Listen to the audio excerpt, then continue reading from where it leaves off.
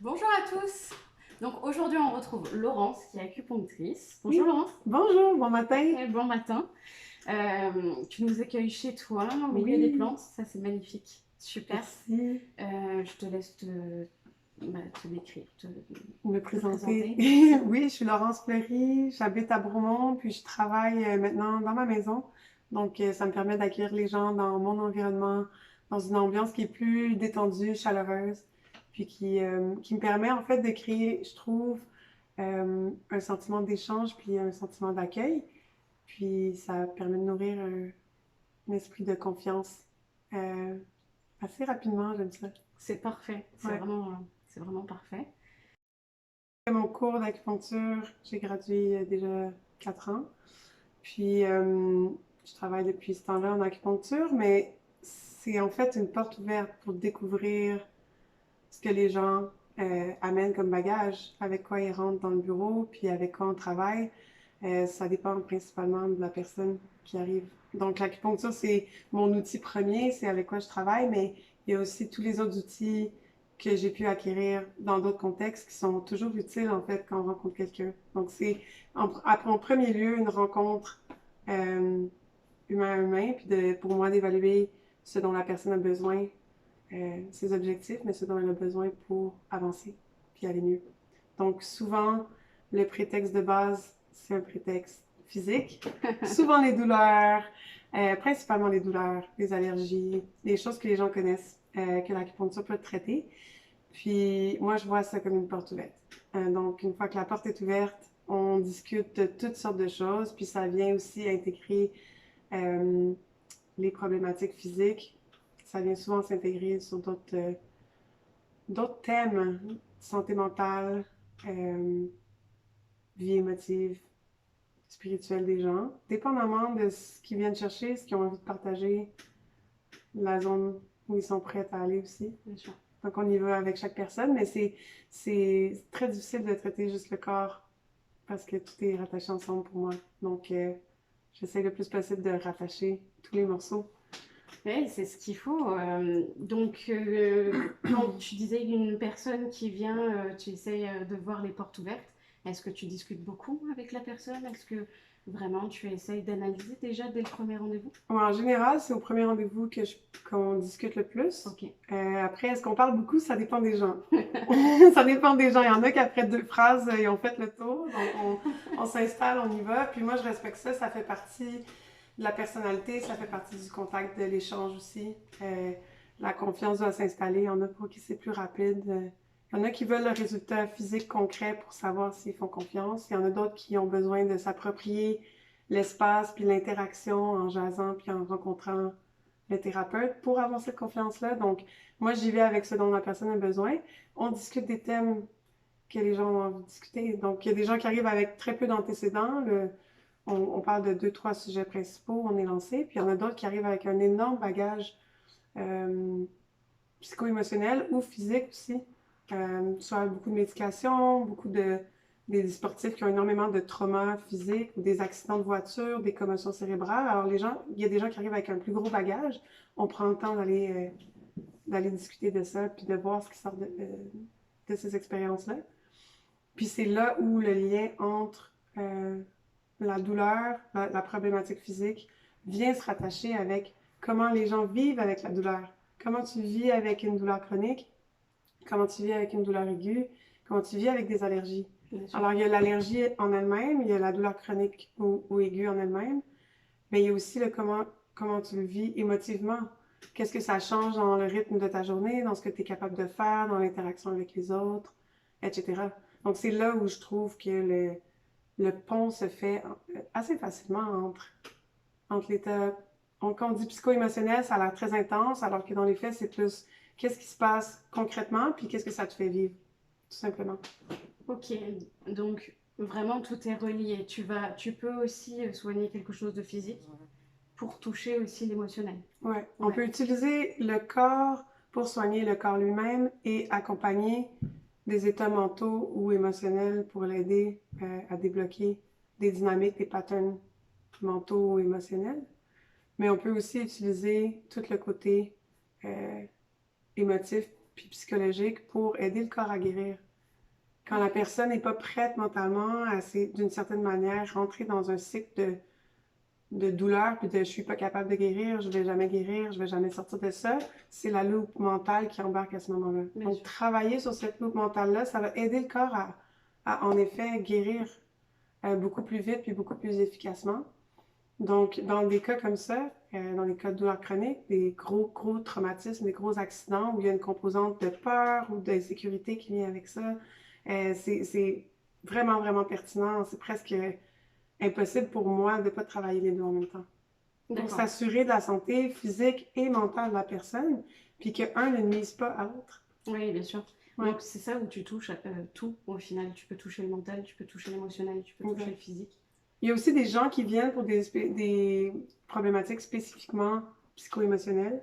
Okay. Donc, des problèmes de santé mentale, des problèmes de sommeil, anxiété, etc. Ou des dynamiques comme des moments de transition dans leur vie, des deuils, surtout les deuils, que ce soit des gens qui décèdent ou des transitions d'emploi, de relations amoureuses, de déménagement, ou les grands cycles de changement viennent perturber énormément de choses au quotidien, puis ça déstabilise autant le mental que le corps. Donc, on peut accompagner ces transitions-là par l'acupuncture, entre autres. Très intéressant. Pour aider à réasseoir quelque chose de simple, à ancrer des racines, puis à se sentir bien dans les moments de transition puis de mouvement. Et qu'est-ce que c'est l'acupuncture? Comment ça se passe à un rendez-vous Qu'est-ce que c'est l'acupuncture? Grande question! C'est très large, mais un rendez-vous... Ta définition. Ouais, ma définition à moi. Tout à fait. Qu'est-ce que c'est l'acupuncture? C'est une médecine ancestrale, holistique, qui a vraiment une vision globale, vraiment une vision d'ensemble de la personne. Donc, par les points d'acupuncture, les méridiens, puis la compréhension justement du corps, puis des relations entre le corps, l'esprit, ben on arrive à traiter des symptômes, une blessure, un bobo, en n'oubliant jamais à quoi il est rattaché. Le bobo, il est toujours dans le corps de quelqu'un, dans la vie de quelqu'un, dans la personnalité de quelqu'un. Puis ça, c'est toujours pris en compte pour moi en acupuncture. Je pense que c'est la grande force de la médecine chinoise. Peu importe l'outil qu'on utilise, parce qu'il y a plusieurs outils qu'on peut utiliser en acupuncture, mais peu importe l'outil qui est utilisé pour un traitement en particulier, c'est vraiment la vision de dans quoi s'inscrit le problème, la douleur. Qui est importante, qui fait une différence dans le traitement, puis dans l'approche au complet. Ouais. Ok, donc les méridiens, c'est ce qui passe à travers notre corps, je crois? Les méridiens, c'est comme des autoroutes d'énergie. Okay. Donc, c'est par où l'énergie passe pour aller alimenter tout le corps, puis rejoindre chacune des structures, chacune des cellules qui a besoin d'être nourrie ou nettoyée. Super. Donc, c'est des grands mouvements de va-et-vient, c'est des grandes marées énergétiques qui ont un circuit spécifique à travers les méridiens, puis qui viennent autant nourrir les tissus superficiels comme la peau, les fascias, les muscles, les cheveux, que les organes internes, puis toutes les structures internes, digestives, urinaires, le cœur, les poumons. Donc, c'est à la fois une médecine interne et une médecine externe aussi. Ok. Ouais. Donc, tu viens sur ces points de méridien, je crois? Oui, on travaille principalement avec des points qu'on stimule, qui ont des fonctions particulières, puis selon leur emplacement sur le méridien, ils vont avoir une action différente sur le corps. Donc, on peut traiter des zones spécifiques quand il y a des blessures. On peut aussi toujours traiter à distance à cause de ce principe de grands canaux. D'accord. Donc, en faisant un point dans une direction, on arrive à avoir un effet jusqu'à l'autre bout du méridien et des organes qui vont être impliqués, des tissus et des organes qui vont être impliqués dans ce méridien-là. Donc, c'est ce qui est intéressant aussi de pouvoir travailler dans une zone qui n'est pas douloureuse pour traiter une zone douloureuse, entre autres. Ça, c'est fou parce que des fois, tu as mal au genou, puis en fait, c'est ton épaule. Enfin, il y a des choses comme ça que j'avais vues, et puis qu'on m'a remis en place. Et c'est impressionnant. C'est impressionnant, c'est surprenant. Puis, en fait, c'est très difficile de décrire les sensations qu'on a dans un traitement d'acupuncture à quelqu'un qui en a jamais fait. Parce que c'est vraiment particulier. Moi, je dis souvent aux gens que c'est sentir, percevoir des sensations physiques par l'intérieur. On est habitué de le sentir par la peau, par le contact de l'air, de nos mains, des tissus, etc. Mais là, c'est comme sentir toute cette variante, ces variantes-là de texture puis de possibilités, mais à l'intérieur du corps. Donc, c'est surprenant parce qu'on n'est pas habitué. Oui, vraiment. Et je peux comprendre. J'en ai fait petite de l'acupuncture et c'est vrai que ça m'a toujours fait bizarre. J'avais tout un tas d'aiguilles sur la tête. Je me souviens au niveau de la tête ici. Ouais. Et apparemment, ça apaisait le corps, tout le corps même. Ouais. Et c'est fou parce qu'un endroit peut vraiment apaiser ou peut vraiment envoyer de l'énergie, ou même à l'extrémité du corps. Tout dépend où tu mets le point de méridien, où est-ce que tu mets ton attention. Exact. Et ça, c'est fou. Ben, c'est une médecine de mouvement, en fait, aussi. Donc, c'est de créer un mouvement, soit où il y a des blocages, ou soit où il n'y a pas de mouvement, où il n'y a rien. Puis on veut aller attirer, on veut ramener une circulation, on veut ramener un mouvement. Donc, ça peut être avec des liquides, ça peut être avec du chi, avec du sang, etc. Mais l'idée, c'est toujours de ramener un mouvement. Donc, quand on est beaucoup, beaucoup dans notre tête, puis que tout reste vers le haut, vers la tête, puis quand on fait des points sur le crâne, ça peut aller créer un mouvement qui va se diffuser dans le corps, puis c'est vraiment une sensation physique dans tout le corps qu'on ressent. Fait que ça fait un peu étrange la première fois, mais c'est vraiment, vraiment intéressant d'avoir accès à ce type de mouvement-là pour réorganiser. Je crois que tu dois en avoir beaucoup, ceux qui ont dans la tête. Parce que c'est en ce moment, on garde beaucoup de choses en tête. On dit qu'on est toujours la charge mentale, on est toujours en action dans la tête et pas assez dans le corps. D'où la respiration également. Moi, je travaille beaucoup avec la respiration. Okay. Pendant que les gens reçoivent le soin, je vais inclure la respiration, mais je vais aussi souvent donner des exercices de respiration à faire. Je vais les montrer, je vais les faire avec les gens pour qu'ils puissent se l'approprier, puis les inciter à prendre ces quelques secondes-là par jour pour revenir à la respiration qui est vraiment essentielle. Parce qu'on a appris à gérer dans notre société nos soucis, nos problèmes, notre interaction avec le monde extérieur, on le gère principalement par le mental. Ça n'a pas toujours été comme ça. On a d'autres manières d'interagir avec ce qui nous entoure. Puis on a le corps, on a les motifs, on a la respiration, on a plein d'autres choses. Donc j'essaie de diversifier les façons d'interagir avec ce qui nous entoure pour alléger la charge mentale, justement alléger la surcharge qu'on a. Donc en plus de la respiration, qu'est-ce que tu conseillerais de faire? Ça dépend vraiment de beaucoup de d'où les gens partent. Ok. Quelles sont vos habitudes actuelles? Moi, je parle toujours des habitudes présentes, de qui est devant moi. Qu'est-ce qui est réaliste pour toi dans ton emploi du temps, dans ta façon de gérer? Est-ce que tu es quelqu'un qui est déjà beaucoup dans son corps ou non? Est-ce que c'est des choses pour lesquelles il y a une ouverture ou c'est plus difficile d'aborder ce genre de choses-là? C'est important de respecter là où la personne est, vraiment l'endroit d'où elle part. Je prends les gens comme ils sont la journée où ils sont là. Donc, on parle des expériences du passé puis des patterns du passé, mais moi, je prends les gens comme ils sont aujourd'hui puis on travaille à partir de ça. Donc, les choses que je vais proposer varient énormément en fonction de ça, mais moi, je préconise vraiment des méthodes qui prennent peu de temps puis qui s'insèrent vraiment facilement dans le quotidien. Donc, des choses qui prennent quelques secondes, quelques minutes, puis qu'on peut incorporer dans une routine qui est déjà là dans la vie. Donc, des choses que tu fais après t'être brossé les dents, en allant faire pipi, etc. De dire, si à chaque fois que tu vas faire pipi, tu prends une grande respiration profonde, ça prend pas plus de temps dans ta journée. Tu vas y penser parce qu'il y a un référent. C'est ancré dans une habitude, c'est ancré dans quelque chose que tu fais déjà, aller à la toilette. Donc, ça va créer un rappel pour le pratiquer. Puis pendant que tu es assis, tu n'as rien d'autre à faire. Hey, c'est super bien ça. Ouais. En fait, tu incorpores une nouvelle habitude dans une ancienne habitude qu'on a déjà tous. Exact. Pour pouvoir y penser à chaque fois. Pour pouvoir y penser à chaque fois, puis pour pas que ce soit une charge de plus. Donc, si je te dis, tu as 1h30 d'exercice à faire, de respiration, yoga, étirement, entraînement, etc. Ce qu'on voit souvent, c'est que les gens vont perdre la motivation, vont perdre l'habitude, vont être trop fatigués, pas assez fatigués, etc. Pas assez d'énergie ou pas assez de temps, etc. Donc, c'est plus facile pour moi, je trouve, de trouver des petites choses très peu, plus souvent. Oui, parfait. 1 minute par jour, c'est mieux qu'1 heure par semaine, oui. en une journée, pour moi.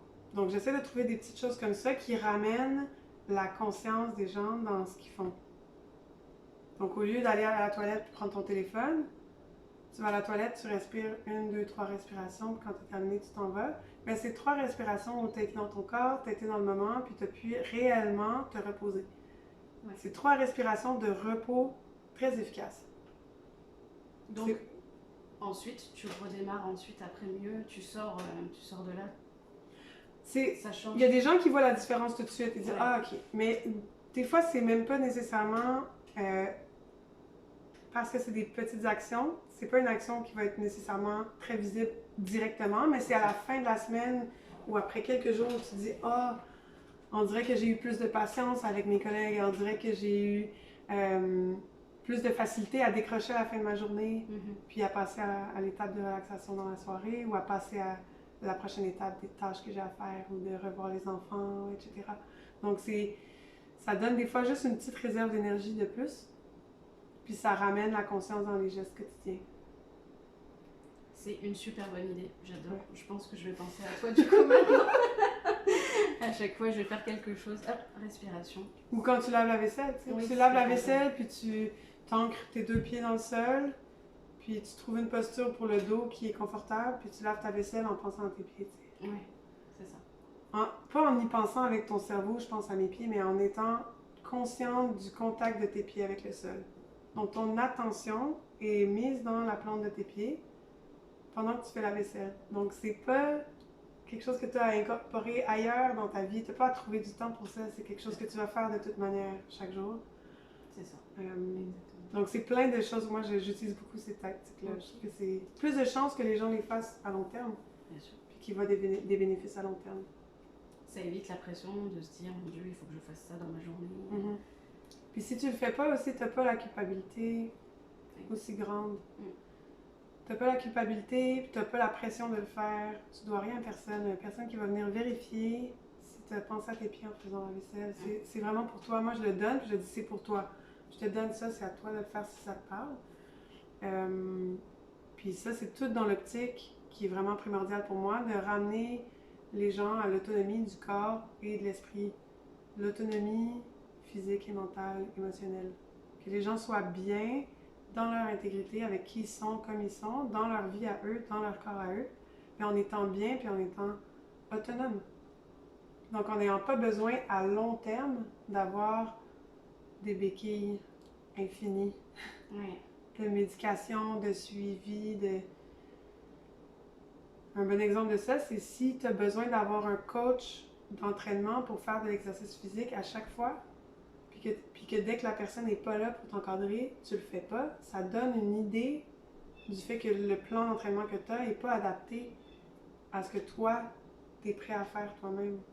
C'est pas adapté soit à tes capacités, soit en termes de temps ou d'intensité, soit à tes objectifs et à quoi ça va répondre. C'est vrai pour l'entraînement physique, mais c'est vrai pour tout. D'autres types de thérapies, c'est la même chose. Donc l'autonomie. Vraiment se retrouver en ultimement vraiment ce qui te convient à toi, ton corps, ton mental, et exact. Développer ton autonomie. Ouais. Développer ton autonomie ou revenir à l'autonomie après avoir eu une blessure par exemple.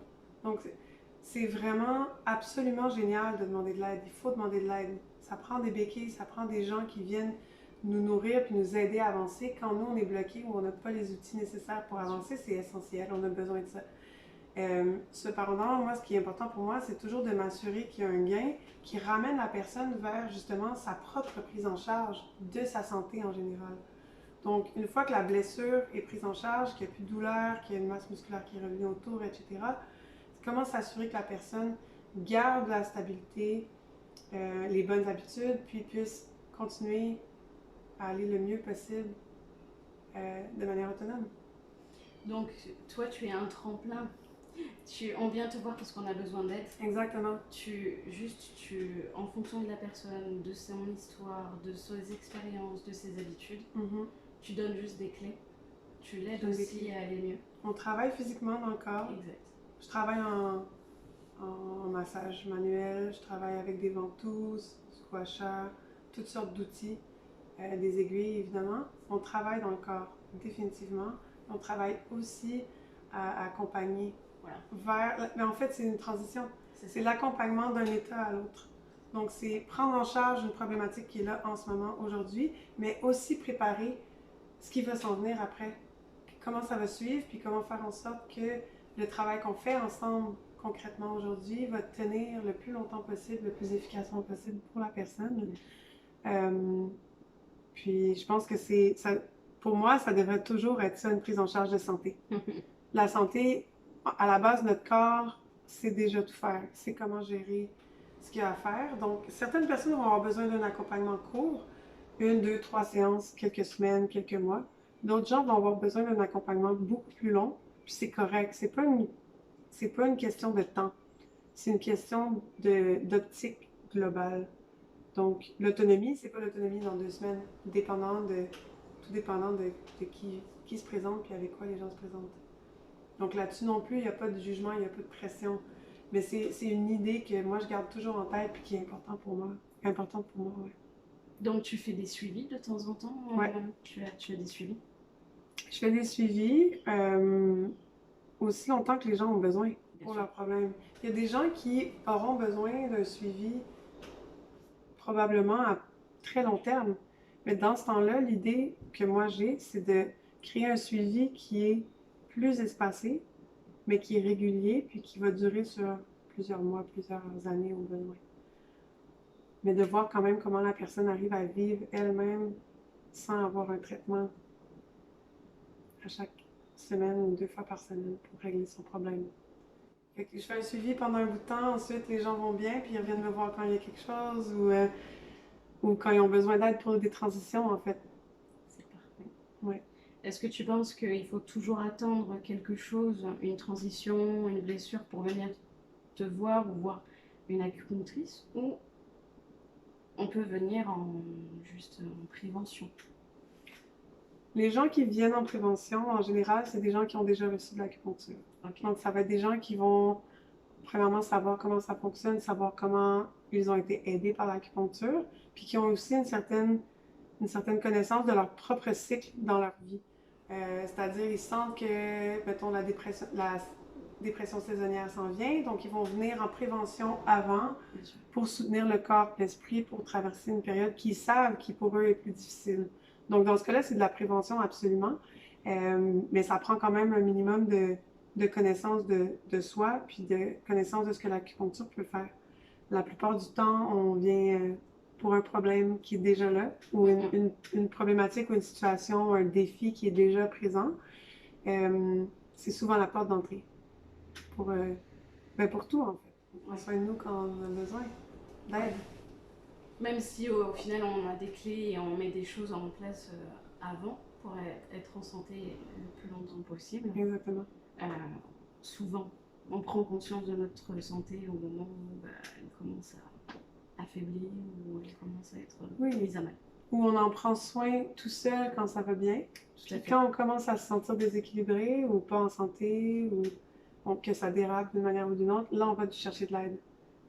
C'est pas une mauvaise idée. C'est très correct. Surtout si on soutient entre chaque demande d'aide, on soutient ce que la personne fait toute seule entre, mais ça espace les besoins d'aide en temps. Et donc encore là, c'est l'autonomie qui revient graduellement. C'est très très intéressant.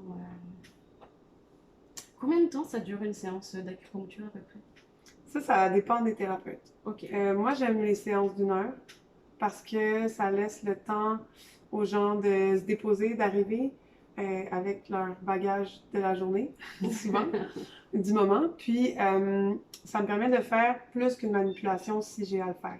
Donc, si je fais que des aiguilles, des fois 1 heure, c'est un peu long. Mais dès que je fais d'autres techniques, soit des ventouses ou d'autres interventions manuelles, ça prend un peu plus de temps. Donc, 1 heure, pour moi, c'est confortable. Euh, je sens que j'ai le temps de donner de l'attention à tout ce qui va être pris en charge. Puis je sens aussi que les gens qui ont besoin de parler ou de communiquer quelque chose ont le temps de le faire et ont aussi le temps de se déposer en silence puis de recevoir le soin. Donc il y a de la place pour tout ce qu'il y a. Ouais, le temps Ah bon? de le prendre aussi. Ouais. Ouais. Mais le traitement en lui-même pourrait durer 30 minutes sans problème.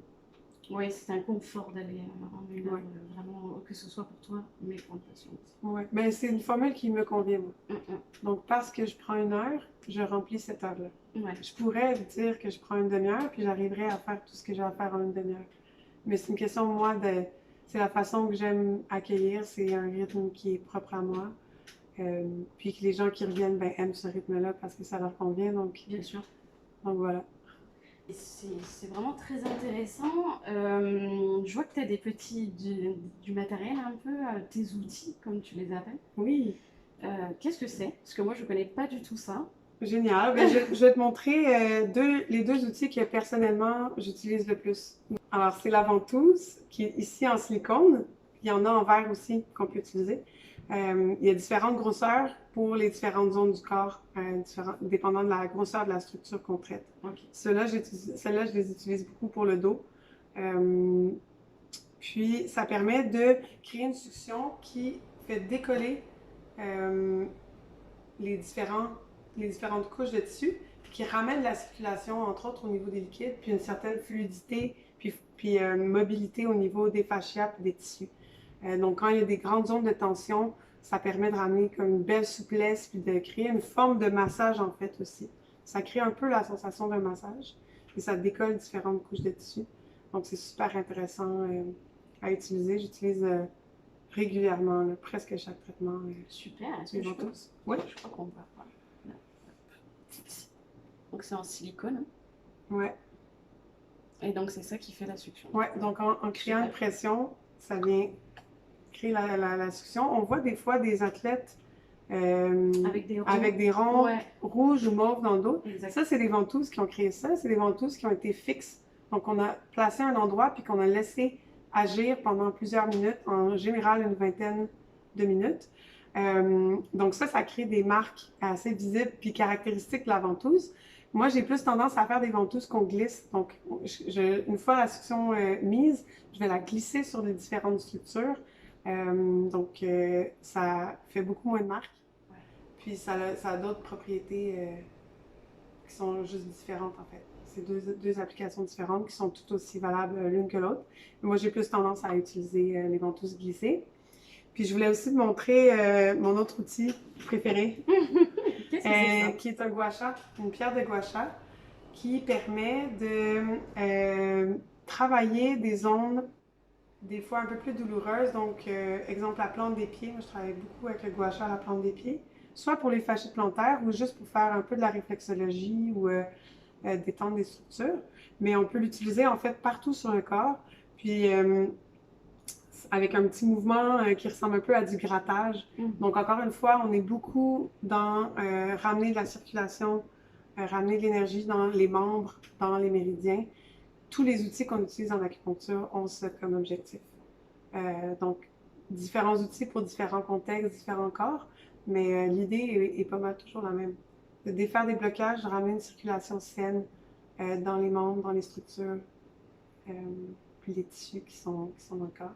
Donc, ces deux-là, avec les aiguilles, puis les techniques manuelles, donc massage de méridien, etc., c'est ce que je préfère. C'est avec quoi je travaille le plus. Mais il y a d'autres outils aussi qui sont utilisés dépendamment des thérapeutes. Ok, donc ramener de la circulation, tu parles d'énergie? Autant, oui, la circulation d'énergie, ce qui est un peu nébuleux quand on n'est pas trop là-dedans, mais aussi circulation des liquides en général, donc des liquides lymphatiques, de l'eau en général dans le corps, favoriser la circulation sanguine, puis l'irrigation de certaines parties du corps, des gens qui ont toujours les mains froides, toujours les pieds froids, etc. C'est des bons exemples de ça. Où est-ce qu'on peut ramener la circulation en traitant les articulations avec l'acupuncture, puis en prenant des outils pour ramener la circulation dans des zones précises. Ça, c'est juste un exemple, mais... Wow. Donc, c'est pas juste l'énergie, c'est aussi très concrètement sans liquide Puis ça a des effets au niveau musculaire aussi, pour détendre les fibres musculaires, ramener de la souplesse du mouvement. Ouais, bien sûr. Travailler l'inflammation aussi. Mm. Donc, Donc c'est tout usage. C'est vraiment... ben, c'est des façons complet. différentes de l'utiliser, C'est ça. dépendamment de ce que tu travailles, mais il y a énormément d'applications à ça. C'est très complet. Vraiment, comme quoi la peau peut jouer sur tout, au final. Puisque là, on traite surtout la peau. Tu traites surtout sur la peau. On traite sur la peau, mais on a quand même, on atteint autre Exact. chose. Il y a toujours des structures en dessous. En dessous de la peau, il y a des fascias, il y a des muscles, il y a des tissus conjonctifs qui tirent dans différentes directions. Quand on fait la succion sur la peau, les fascias viennent avec, les muscles viennent avec. Donc on peut traiter que la peau si on veut, mais on peut aussi traiter dans la musculature, on peut aussi traiter au niveau des fascias, au niveau des couches intermédiaires entre un tissu et un autre tissu. C'est ce qui est intéressant, en fait. Dépendamment de l'emplacement de l'aiguille, de la profondeur, puis etc., ce qu'on veut aller chercher, on va avoir accès à différentes structures. Donc, même si l'aiguille passe par la peau, elle ne traite pas que la peau non plus. Bien sûr. Super. C'est vraiment complet. On a parlé de la respiration. Est-ce que tu aurais des petites clés là que le printemps est là c'est sûr. Oui. La chaleur est là également. La chaleur, le printemps, ça Tout à fait fait. du bien, on est heureux d'avoir ça de retour. Oui. Souvent, le printemps, c'est un moment d'expansion. On ressort dehors, on ouvre les fenêtres. C'est un moment de mouvement puis de nettoyage naturel. Pendant l'hiver, on a gardé nos choses à l'intérieur, on a gardé nos choses comme à l'intérieur de nous, à l'intérieur de nos maisons, dans nos habitudes. Puis là, en ouvrant les fenêtres, en ouvrant comme un bourgeon, en fait. Notre énergie sort vers l'extérieur, on a tendance à aller vers les autres, on va revenir vers des rassemblements, voir des gens, faire des activités qu'on n'a pas faites depuis longtemps, laver notre voiture, faire le changement de garde-robe, faire du ménage. On a besoin de faire ça, c'est super simple, c'est normal de le faire à ce moment-ci. Donc, tu sais, profitez de ce mouvement-là pour nettoyer les espaces qui sont importants pour vous, prendre soin de l'espace physique où on habite, où on vit, votre bureau, votre voiture, tous les endroits que vous utilisez, mais aussi votre corps, de dire qu'est-ce que j'ai besoin dans mes habitudes alimentaires, de sport, qu'est-ce qui change entre l'hiver puis le printemps-été. Donc, c'est normal que l'alimentation change, la température change. Donc, de le faire d'une manière consciente, de se poser la question, de dire qu'est-ce que j'ai envie de manger, qu'est-ce que j'ai besoin de manger en ce moment, c'est quoi la différence entre des choses cuisinées sur le feu, qui mijotent longtemps, qui vont au four de l'hiver, vers d'une alimentation où il y a plus d'eau dans les légumes qu'on mange, des concombres, des fruits plus souvent, aller manger peut-être plus cru ou en tout cas de prendre soin des transitions d'une à l'autre, puis de s'adapter avec des choses qui nous font du bien et qui rentrent dans notre de vie, encore une fois. C'est super important pour que ça dure à long terme. Il faut que les changements qu'on fait aient une place naturelle dans notre quotidien et dans notre mode de vie. Donc oui, changer des choses, mais les changer d'une manière qui est cohérente dans notre style de vie, dans notre personnalité, dans ce qui est réaliste pour nous de faire. Donc c'est pour ça que des petits changements, tranquillement, graduellement, pour moi, payent beaucoup plus. Et puis, je pense aussi qu'au niveau du mental, ça nous fait du bien. Comme tu disais, nettoyer, changer de garde-robe, socialiser. Ça fait du bien. Mais oui. Tu sens tout de suite la différence, même dans l'humeur. Bien sûr. Mais c'est un mouvement vers l'extérieur. Ça ne veut pas dire que le mouvement vers l'intérieur, quand il revient à l'automne, est négatif. Non. Parce que chaque état a sa raison d'être. Puis quand on sait bien utiliser ces états-là, on est bien dans chacune des étapes. Donc, on se nourrit de chacune des étapes. Puis l'acupuncture peut aider pour ça aussi, de prendre une conscience de ces cycles-là, autant du cycle menstruel que le cycle des saisons, bien sûr, tout ce qui est cyclique, puis qu'on sait qu'il revient, puis de profiter de chacune des phases pour pas passer 3 phases en attente de celle qu'on aime. Ouais. Pas passer 8 mois par année à attendre l'été. Puis d'être capable d'être bien, même si c'est pas ce qu'on préfère, mais d'être capable d'être bien puis d'utiliser au maximum l'énergie puis l'état dans lequel on est à chacune des saisons, à chacune des semaines du cycle menstruel, de tirer profit de ça à chaque moment. pour faire en sorte que chacune des saisons est nourrissante, en fait. Et que chacune est importante. Chacune est importante. C'est dommage d'attendre l'été pendant 8 mois, alors que l'automne et l'hiver sont tellement importants aussi pour nous. Ils sont importantes, puis ils font partie de notre réalité aussi. Alors, Exact. c'est de dire, est-ce que si dans cette réalité-ci, on a un hiver qui dure 6 mois, mais autant se l'approprier, puis en tirer profit, tirer parti, trouver une manière d'utiliser ce temps-là, puis l'énergie différente, la lumière qui est là moins longtemps, le fait d'être à l'intérieur. Comment est-ce qu'on peut nourrir ces états-là d'une façon qui va réellement nous faire du bien, qui va réellement nous nourrir, puis qui ne sera pas juste passer le temps par défaut, puis s'occuper jusqu'à temps qu'on puisse ressortir dehors. Donc maintenant qu'on peut ressortir dehors, est-ce qu'on peut profiter d'aller faire du vélo à l'extérieur au lieu de s'entraîner à l'intérieur au gym? Est-ce qu'on peut aller plier ses vêtements à l'extérieur au lieu de les plier à l'intérieur? Donc encore une fois, prendre des choses qui sont déjà dans le quotidien, puis de les adapter à la saison à laquelle on est pour profiter de chacune des saisons, de chacun des moments. Bien sûr, et puis c'est le moment du mouvement aussi, aller marcher en nature, profiter du soleil, c'est quand même hyper important. C'est la renaissance. Hein. Exact. On dirait qu'on émerge. Là. Ouais. Les plantes poussent, nous on émerge aussi de notre petite grotte hivernale. Alors c'est le fun de profiter de ça, tu sais. Tout est relié. Ouais. Socialement, individuellement aussi, puis dans notre espace physique, puis dans notre espace intérieur.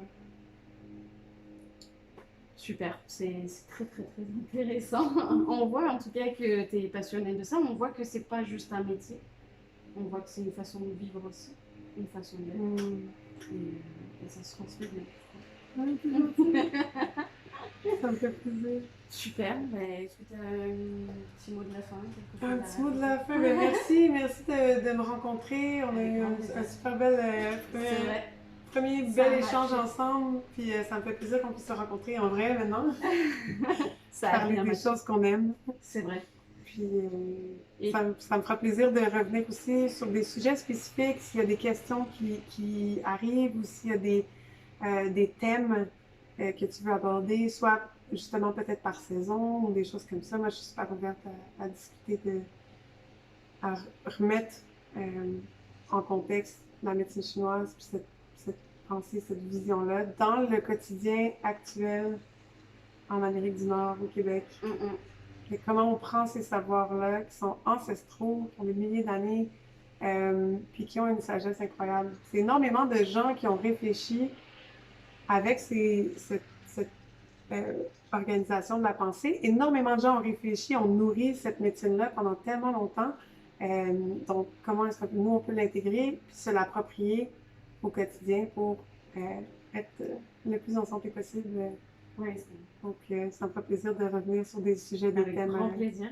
Déjà, dites-nous si jamais vous aimez ce genre d'interaction, si l'acupuncture, ça vous intéresse. S'il y a des questions, Laurence, tu pourras sûrement y répondre dans les commentaires. Oui, absolument. Où est-ce qu'on te retrouve? Tu as un site internet? J'ai une page Facebook, donc c'est Laurence Fleury Acupuncture. Oui, je la mettrai en barre d'infos. Parfait. Il n'y a pas beaucoup d'informations là-dessus, autre que comment me trouver. Donc, moi, je fonctionne énormément par contact direct, bouche à oreille. J'ai pas fait beaucoup de médias sociaux. C'est intentionnel. Donc, vous pouvez trouver mes coordonnées sur ma page Facebook, puis me téléphoner ou m'écrire un petit texto, m'envoyer un message pour poser des questions plus spécifiques, puis avoir un premier contact direct. Super, génial. C'était super intéressant. Merci encore. Un grand merci à toi. Super. Et puis, oui, avec grand plaisir. Et puis, très bonne journée à tout le monde. Profitez bien du soleil. Au plaisir.